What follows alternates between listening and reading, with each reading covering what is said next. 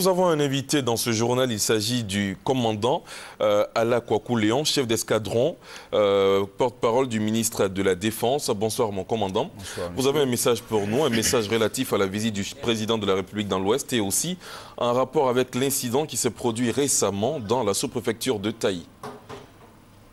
Merci. Effectivement, un incident s'est produit dans la nuit d'hier à aujourd'hui, autour de 1 h du matin, mais il est tout à fait indiqué que nous évoquions d'abord la visite de son Excellence, Monsieur le Président de la République, dans l'ouest de notre pays. Allez-y. Du 21 au 24 avril 2012, le Président de la République, son Excellence, Monsieur Alassane Ouattara, a effectué une visite dans les régions du Tonkpi, du Guémon et du Kavali. Les populations lui ont réservé un accueil chaleureux. Cette visite d'État, sur fond de réconciliation nationale, a été marquée par des échanges francs entre les populations et le chef de l'État qui leur a apporté le réconfort du gouvernement et leur a annoncé la reconstruction de l'ensemble de l'ouest de notre pays. Au plan sécuritaire, il faut noter qu'aucun incident n'a été relevé. Les forces républicaines de Côte d'Ivoire, la gendarmerie nationale, la police nationale, appuyée des forces de l'ONUCI, se sont montrés véritablement à la hauteur de la responsabilité qui est la leur.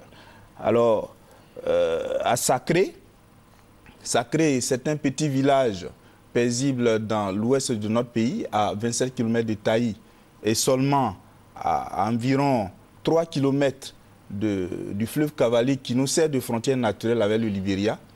Donc tôt ce matin, disais-je, une bande armée a effectué une incursion pour causer encore désolation, tristesse et désolation dans plusieurs familles. 8 personnes ont été tuées, mais ce qu'il est important et intéressant à noter, c'est que la réaction des forces républicaines de Côte d'Ivoire, de la gendarmerie, qui ont été appuyées par les forces de l'ONUCI, a été prompte.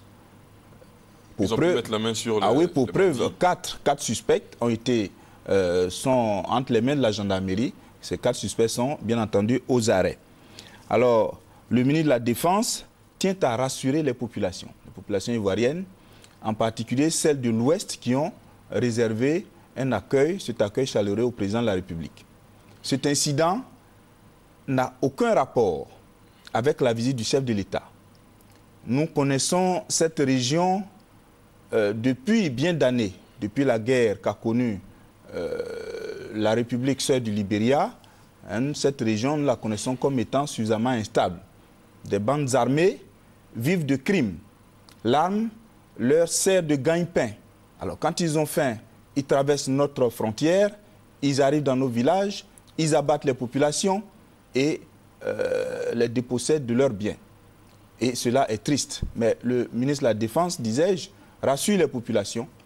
Les dispositions ont été renforcées. À preuve, le président de la République a doté les unités de moyens roulants, a renforcé particulièrement les moyens de la gendarmerie qui est plus proche des populations de ces campagnes.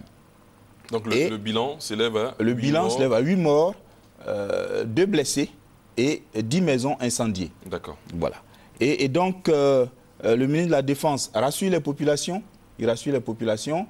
puisque lui-même se rendra dans cette région-là dans les jours qui vont suivre. C'est le lieu pour le président de la République d'appeler tous les Ivoiriens, toutes les Ivoiriennes qui sont encore en exil de rentrer. Il leur demande de rentrer et que le processus de réconciliation qui a été amorcé au lendemain de la crise post-électorale est irréversible. Il salue à juste titre, félicite les anciens ministres Henriette Lagou, Cabran Apia et Mel Théodore qui sont rentrés du Ghana depuis hier et sont tranquilles, ils sont dans de bonnes conditions. Merci mon capitaine pour toutes ces précisions. On aura bien compris votre